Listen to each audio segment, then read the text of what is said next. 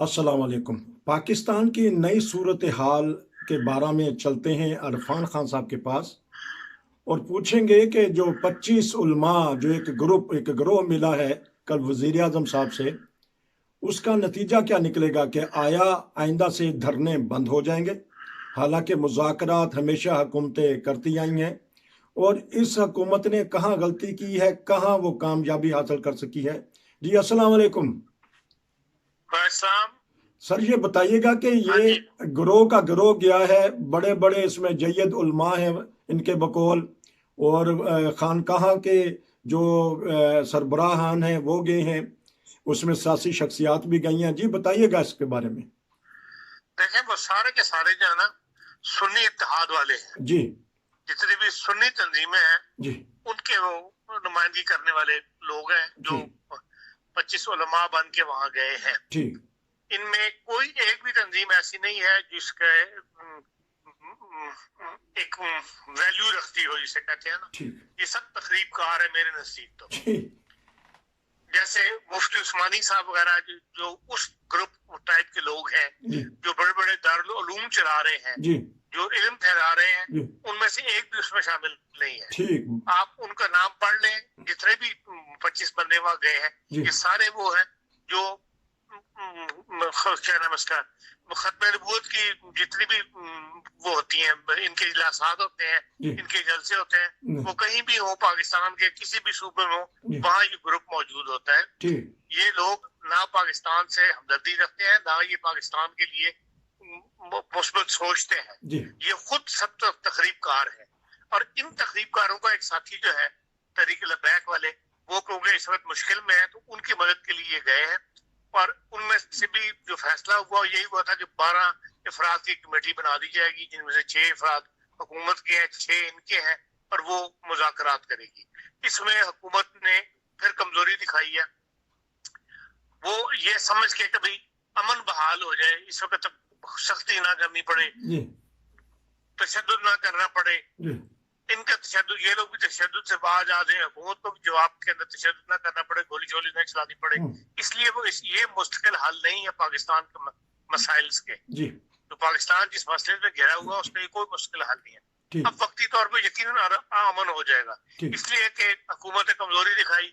एक तो जब उन्होंने कहा कि भाई आप 2 आदमी नहीं हम हुकूमत के शामिल हो सकते, जी तो इसका फैसला इसको तस्लीम कर लिया वज़ीर आज़म साहब ने। ठीक। यहाँ इन्होंने कमजोरी दिखाई है। जी हुकूमत को अपने रेट कायम रखनी चाहिए थी।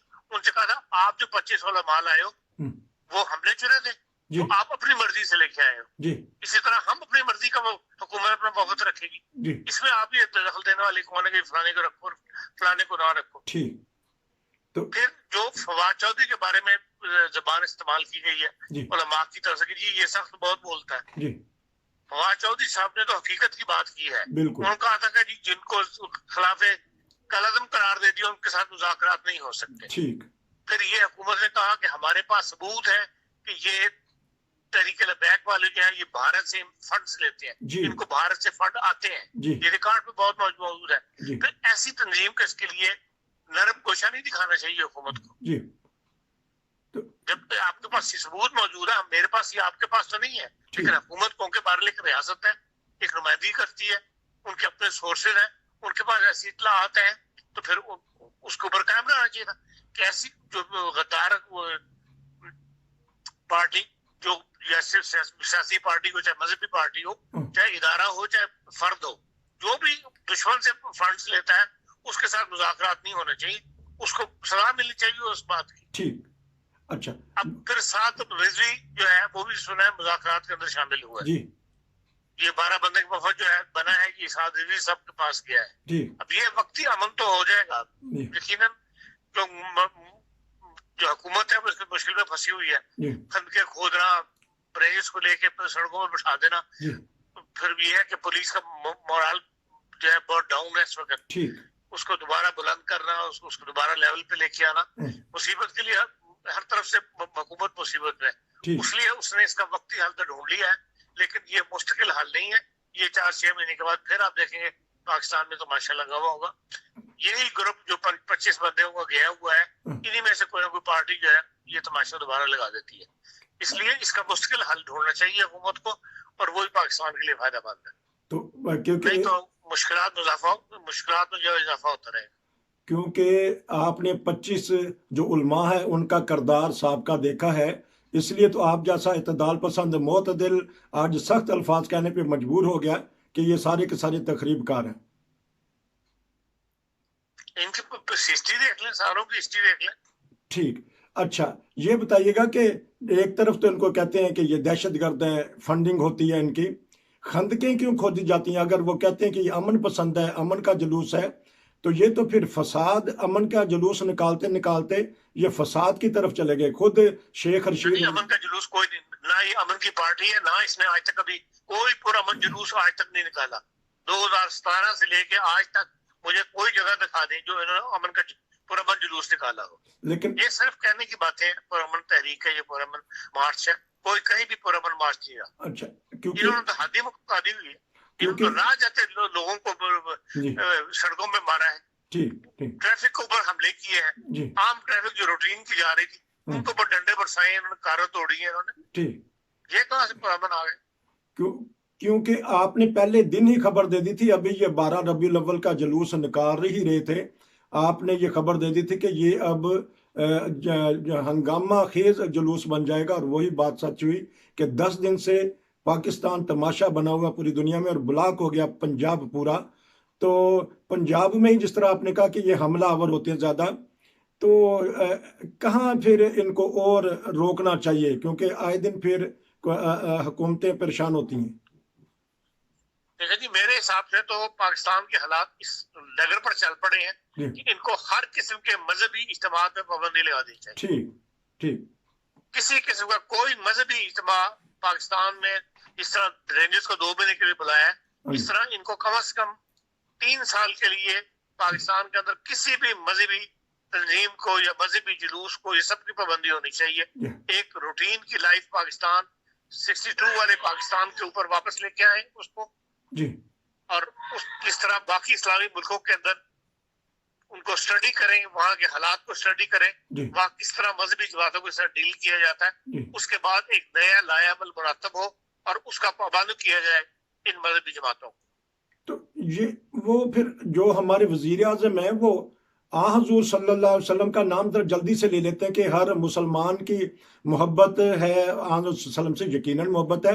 وہ بتانا کس کو چاہتے ہیں؟ ساری دنیا میں کروڑ اور یہ سب جان چھڑانے والی باتیں، یہ سب جان چھڑانے والی باتیں ہیں جو یہ اس قسم کے بیان دے دیتے ہیں نا. حکومتوں کے اس قسم کے بیان حکومتوں کو نہیں دینے چاہیے. جی جی. کسی کو مسلمان محبت جو وہاں صلی اللہ علیہ وسلم کی سوگ ہے، اس کو اظہار کے لیے لاؤڈ سپیکر کی ضرورت نہیں ہے، بالکل، یا اس کو پریس کانفرنس کرنے کی ضرورت نہیں ہے. جی زبردست. جس کی محبت ہے وہ سامنے نظر آئے گی، اس کردار میں نظر آئے گی کہ ہاں یہ صلی اللہ علیہ وسلم سے محبت کرتا ہے. ٹھیک. تو کیونکہ روس کی ریاستوں سے لے کے سعودی عرب تک، ٹرکی اور ملیشیا، انڈونیشیا، افریقہ، بے شمار عرب کے سے زیادہ مسلمان ہیں، لیکن وہیں ہمارے سربراہ کو بیان یہ دینا پڑتا ہے کہ کل بھی ان کی یہی زیادہ چل رہی تھی، تو وہ بار بار یہی بیان کرتے ہیں، حالانکہ سب کو پتہ ہے کہ جو حضور کی محبت ہے وہ سب سے زیادہ مسلمانوں کا ہے اور دوسرے مسلمانوں کے بھی ہے. اب دیکھتے ہیں کہ پنجاب حکومت کہاں بے بس نظر آئی ہے. چلیں اب تو یہ مرکزی طور پہ آپ نے بتایا پنجاب حکومت کی کارکردگی. پنجاب حکومت تو اس میں سب سے زیادہ جو ہے خود کردار ادا کرتی ہے. جی.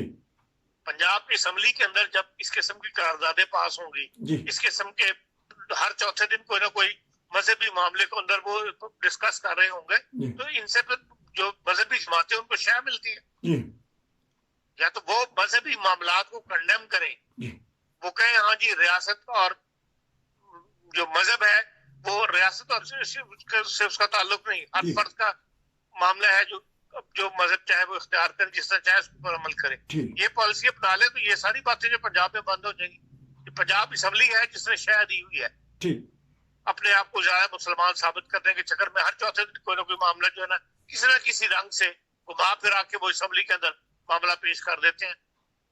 تو ظاہر ہے اس کے اندر کسی نے مخالفت نہیں کرنی، ٹھیک، شے سرخیاں لگ جاتی ہیں، مولویوں کو شے مل جاتی ہے.